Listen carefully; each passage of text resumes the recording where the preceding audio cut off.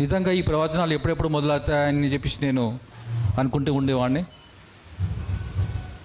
గత సంవత్సరం గణపతి బ్రహ్మోత్సవంలో భాగంగా కానీ, అదేవిధంగా అమ్మవారి ప్రవచనాల్లో భాగంగా కానీ ఎప్పుడు కూడా ఏ ప్రవచనం కూడా నేను మిస్ కాలేదు. ఈరోజు అనుకున్నాను నేను తప్పకుండా ప్రవచనాన్ని వెళ్దామని చెప్పేసి. అనుకున్నట్టుగానే ఈరోజు ప్రవచనము శివానంద స్వామి గారు చక్కటి ప్రవచనాన్ని అందించారు.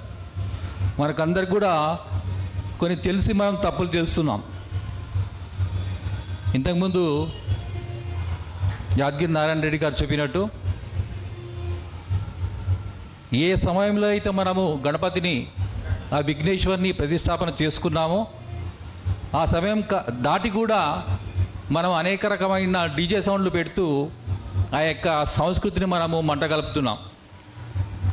శక్తిపీఠానికి మనం వస్తున్నాము, ప్రవచనాలు వింటున్నాము, కానీ ఎంతమంది దాన్ని ఆచరిస్తున్నారు అనేది మనకు మనమే మన మనసులో అనుకోవాలి.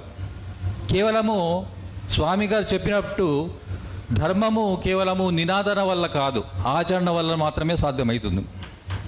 అది మనము తూచా తప్పకుండా పాటించాలి.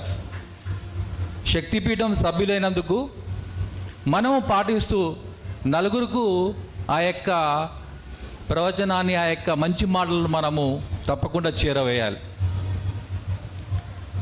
శక్తిపీఠం అన్నది మన నారాయణపేటలో వెలిసిన ఒక ఆధ్యాత్మిక కేంద్రం. శాంతానంద పురోహిత్ గారు, శివానంద పురోహిత్ గారు, బిభావసు పురోహిత్ గారు, విషావసు పురోహిత్ గారు, ఈ మాటలు, ఈ యొక్క పేర్లతోనే మనకెంతటి ఒక రకమైన ఆధ్యాత్మిక భావన కలుగుతుందో చూడండి. ఈరోజు మనం పిల్లలకు పేర్లు పెడుతున్నాం, 2 అక్షరాల పేర్లు. రాహుల్, కీర్తి, తర్వాత వివిధ రకాలైన పేర్లు పెడుతున్నాం. మనం ఏ విధమైన పేర్లు పెడతామో పిల్లలకు అటువంటి గుణాలు తప్పకుండా మనకు కలుగుతున్నాయి. కొన్ని పేర్లు ఏ విధంగా ఉంటాయంటే వినడానికే జుగుప్సాకరంగా ఉంటాయి. సార్థక నామధేయుడు అని చెప్పేసి చాలామంది అంటుంటారు, కానీ వాళ్ళ పేర్లు ఫ్యాషన్కు అనుగుణంగా ఉండి ఆ పేర్లు ఏ విధంగా ఉంటాయో పిల్లల ప్రవర్తన కూడా అదే విధంగా ఉంటుంది. కానీ వాటిని మనం ఏమనుకుంటున్నాము? ఫ్యాషన్గా అనుకుంటున్నాం.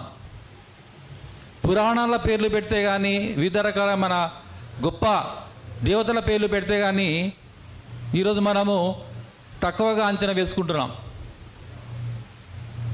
మనం ఎక్కడ ఈ యొక్క సంస్కృతికి మనం భిన్నంగా ఉన్నామో, ఫ్యాషన్ ఎక్కడ తగ్గిపోతుందని చెప్పేసి అనుకుంటున్నాం మనం. కానీ ఆ పేర్లు చూస్తేనే మనకు వాళ్ళలో ఉన్న సద్గుణాలు లేదా ఔన్నత్యం అనేది గుర్తొస్తుంది. కాబట్టి మనము మన పిల్లలకు ధనం కాదు ఇచ్చేది.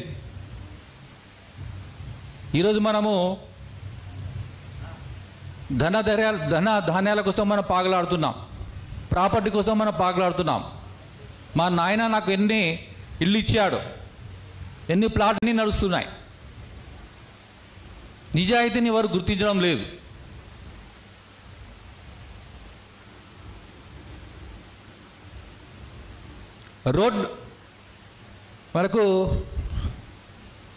రోడ్డు బంగారం చాలా అవసరం అన్నమాట. నిజమైన బంగారానికి ఈరోజు వాల్యూ లేదు. రోడ్ గోల్డ్ అంటాము దాన్ని మనం. రోడ్ గోల్డ్ బంగారం దగ్గరగా మెరుస్తూ అందరినీ ఆకర్షిస్తుంది. నిజమైన బంగారానికి వాల్యూ అనేది తగ్గిపోతుంది అన్నమాట.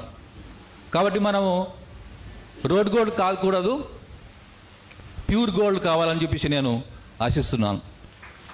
శక్తిపీఠం మనకు అవకాశాన్ని కలిగిస్తుంది.